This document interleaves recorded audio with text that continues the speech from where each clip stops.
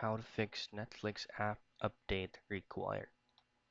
Now, if you're having this issue and updating it doesn't let you through, then all I have to do is to do a troubleshooting steps specifically from the application. So say for example, you already updated it and it's still not working. So what you want to do first is just head directly to your Google Play Store. So what we're doing right now is we're trying to manually update the application.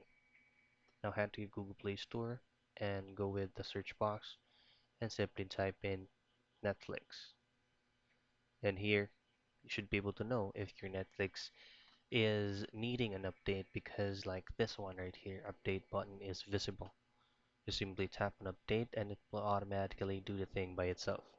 Now if it's still not yet working, what you want to do is locate your Netflix icon, tap and hold it, go to the eye icon which is the app info, and you have to comply both of these options from clear all data and clear cache. Now once you have executed this, go back to the first step and try to rerun your Netflix application again. So that's how you fix or troubleshoot Netflix app update required.